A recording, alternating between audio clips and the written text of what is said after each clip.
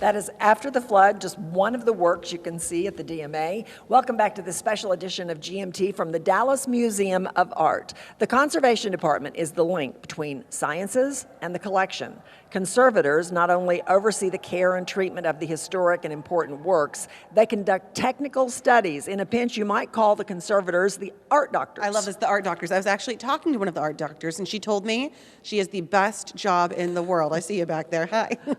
Well, Paige got an inside look into one of the most important functions of an art museum, the preserving and the protecting of art. We're giving you a little peek behind the curtain to see how the Dallas Museum of Art maintains their beautiful masterpieces around the gallery.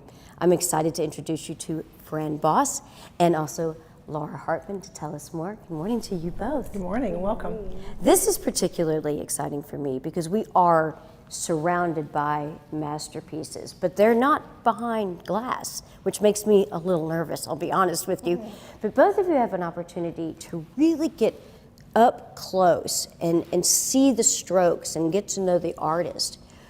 Tell me a little bit, when it comes to really having to service over 24,000 works of art, covering a time span of 5,000 years, what does go into maintaining and protecting these masterpieces? Well, first of all, the DMA is committed to the long-term preservation of the collection and everything underneath the umbrella. And to show that commitment to preservation, they have a conservation department. There's two conservators. There's an objects conservator and a paintings conservator. You might be more familiar with the treatment side of our work, the art surgeon, art doctor, but we are also the art advocates.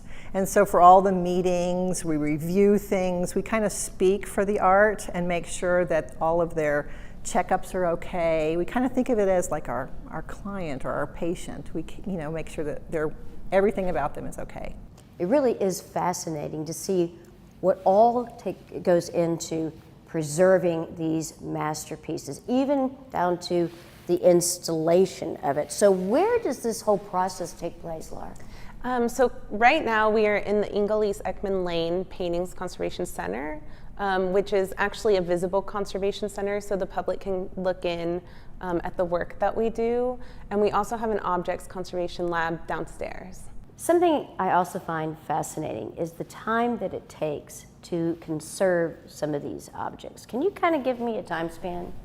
It really depends on the project. So something can take a few hours or something can take a few years, depending on what it needs. Sometimes we spend years studying something before we can make a decision on a treatment. Wow, that is a lot of focus. Yeah. But it's so important that you're maintaining the integrity of the piece and the artist's intention. Exactly. Okay, so do you ever find, Fran, opportunities to work with other museums or art exhibitions in a collaborative way? Absolutely, and that's probably one of our favorite parts of our job. Though the DMA has lots of people with lots of different expertises, sometimes we reach out to other institutions or museums or even other organizations to help us with either scientific equipment that we don't have in-house or scientists that we can reach out for their expertise. For example, in the Conservation Gallery right now, there is an exhibition called Not Visible with the Visible Eye, and we collaborated with Emory University and the Dallas Zoo and UT Southwestern. And we have also just finished another project with UT Southwestern in the Division of Endoscopy.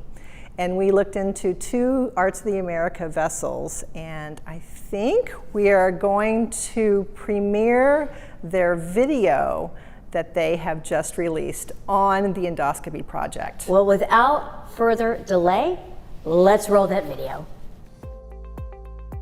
All of the objects in the Arts of the Americas collection at the DMA, they all have stories to tell. We at the museum have some analytical equipment, but we don't have everything. And so we've been partnering with UT Southwestern to help us with some of our technical analysis. What we were really looking for was any kind of sign of manufacturing or what the contents of the vessel might have been. And that endoscope with its high resolution imagery allowed us to really get right up into the interior of the piece.